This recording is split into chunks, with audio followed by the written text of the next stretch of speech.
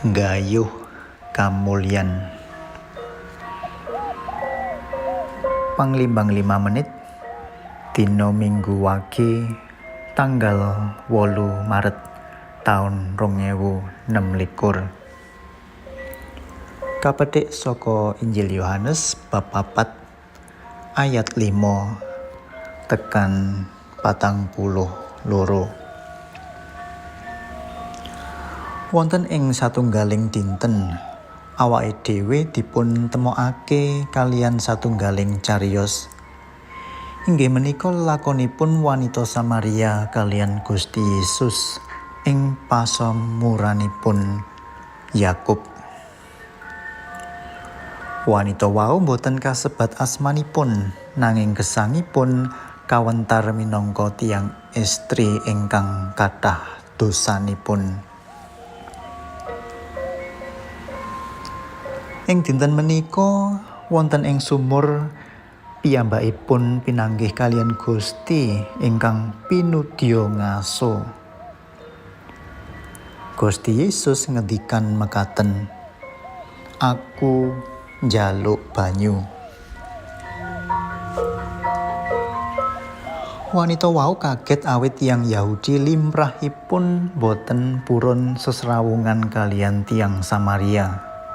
Nanging Gusti Yesus boten peduli kalian wates sosial lan agama.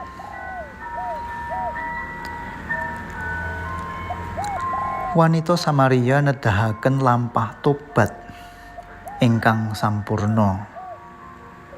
Sesampunipun pinanggih kalian Gusti Yesus, piyambakipun nilar kendinipun ing sumur. Kendi menika minangka pralambang gesang lawasipun. Toya biasa minangka pralambang kapuasan kadonyan ingkang boten langgeng. Para sutresna PLM kinasih, lelakonipun wanita Samaria menika satemene minangka cermin gesang kita piyambak. Kita sedaya asring ngrasakake ngelak ing manah, ngelak ing katresnan, ngelak ing pangapura, ngelak raos dipun tampi. Kita uga asring ngupados toya ing sumber-sumber ingkang asat, bondo, panguwaos utawa pangalembana. Nanging Gusti Yesus tansah rawuh ing sumur gesang kita, ing papan kita ingkang paling asor lan paling isin. Sumur Yakub menika dados papan pangandikan ingkang maha suci. Ing ngriku Gusti Yesus paring piwulang bilih kamulyan menika boten namung kangge tiyang Jawi, nanging ugi kangge wanita Samaria, kangge kita sedaya. Sumangga awake dhewe nyinau lampahipun wanita Samaria, nyadari dosa, rumangsa, ninggal kendi kadonyan lampah, lan dados saksi ingkang kendel nyariosaken sih rahmatipun Gusti, tansah wewarah. Awit saking tobat lan iman, kita sedaya saged nggayuh kamulyan ingkang sejati. Inggih menika gesang manunggal kalian Gusti ingkang paring toya gesang langgeng.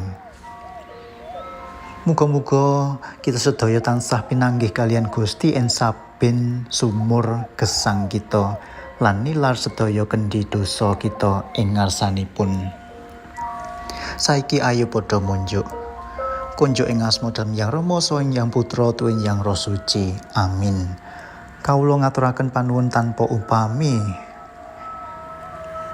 Bilih mugi kawula tansah ngelingi kamulyan sejati menika boten wonten ing bondo donya, nanging wonten ing manunggaling kawula kalian Paduka ingkang paring toya gesang langgeng. Kawula nyuwun ugi sadaya kanthi mulya awit Paduka menika Allah ingkang gesang lang jumeneng nata. nyawiji kalian Roh Suci tansah turut ing salami-laminipun. Amin. Kunjuk ing asma Dalem Yang Rama saha ing Yang Putra tuwin Yang Roh Suci. Amin.